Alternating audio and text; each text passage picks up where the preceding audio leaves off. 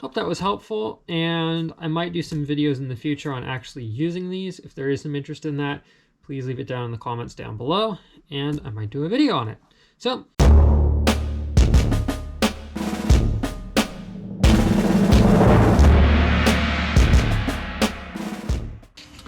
okay, so as you can see here, this is a test rock mold that I did the other day on one of these rock molds. Can't even remember which one, honestly. And it turned out pretty good. Now, one thing I will note is you will see there are a fair number of little air bubbles in there. We're going to talk about how to deal with that. I was using some Woodland Scenic Lightweight Hydrocal that I had gotten from the estate of a late model railroader, and it turns out the stuff, like I had figured, had kind of soaked up a lot of moisture while it was sitting around, so it wasn't setting properly. But this is still more than usable, and you can see just the level of detail the rock mold picked up. And this will actually come in handy because I've never really figured out how I've wanted to color my rock mold, so it's perfect. So moving on from that, the real question is, what do I want to use as a material?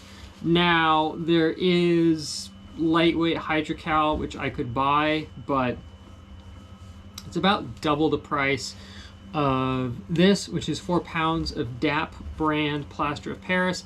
And for my train layout, this is more than adequate. If I was doing something huge like my YSL module all over again, I think I would actually spend the money for the lightweight material. For this is more than adequate. Nothing against the Woodland Scenic stuff, it's just I can get this over at Lowe's. Other stuff I kind of have to order online because there's no hobby shops out here. I don't think Hobby Lobby sells it. Besides the point, a couple of things I will note is it takes about 20 to 30 minutes for it to start to set up, which could be a good thing or a bad thing. And you definitely don't want to breathe the dust in or get it on your hands, so you'll notice I'm wearing some gloves. And the last thing is, obviously, don't wear really nice clothing when you're doing this because you will make a little bit of a mess. So all that aside, let's get started. So in here, I'm just using an old rubbing alcohol bottle. You'll notice that this liquid is dark. It's because I've intentionally tinted the water, if you will, with some black India ink. I'm trying to, instead of making the molds stark white, I'm trying to make them at least gray so they have more of a less prominent starting color. And the rocks that I'm going to be modeling are somewhat grayish in color, so that actually works out perfectly for me. So we're going to mix up the plaster.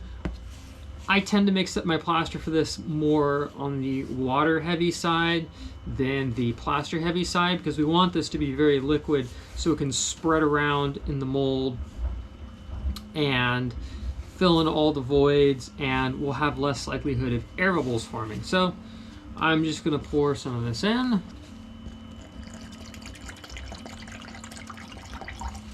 Remember, you can always add more water.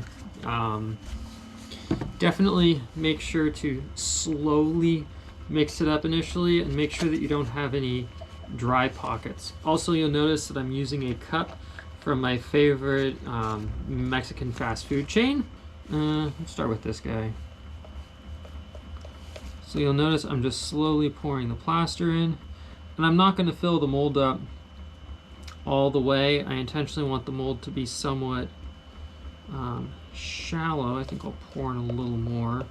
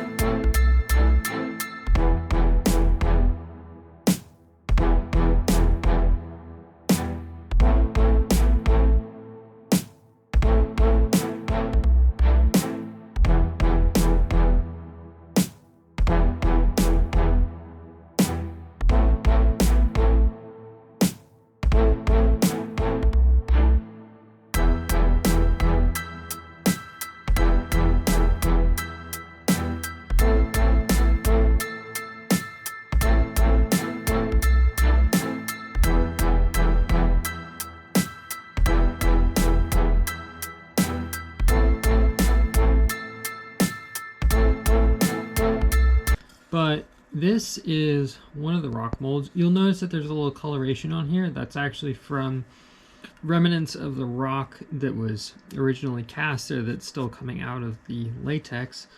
But it's turned out really nice. There are a couple of tiny little air bubbles, but you know what? I'm not going to complain. I'm still learning as I go, and that one was more of a, hey, I've got some spare material. I might as well use it. So here's another of the bigger ones. So the nice thing about this is you can really, you could use it like this, or you could use it like that. And the vertical area that I need is actually pretty tiny, so I think once this is dry, I'm going to see about cutting it approximately in half and then kind of blending it in.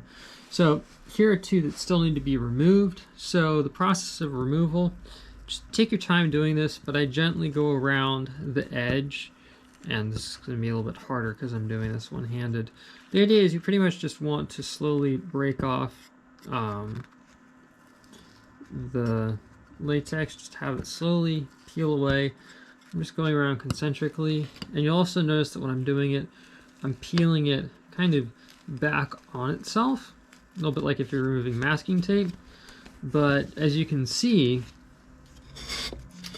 all the detail from this gets transferred over into this. So this is yet another really cool looking rock mold. This is the reason why I created my own custom ones, is because quite honestly, printer starting, is quite honestly because I wasn't able to find, you know, no offense to the molds that are on the market, but I personally, the ones that I wanted, I kind of was like, you know what, let me just, whoops, Linus there, let me just make them myself, just because there is something also to me somewhat enjoyable about making your own stuff and using it as well. So hope you found this useful. Obviously, like I've said, in the next video we'll actually come along and do some coloring, maybe even talk about how to incorporate them into a scene and things like that. But overall, I am very impressed with this. I'm still figuring out how to get rid of all the air bubbles, but like I said, I'm still learning. So hope you guys enjoyed, and I'll see you here next time on Make It with Calvin with more of this stuff maybe.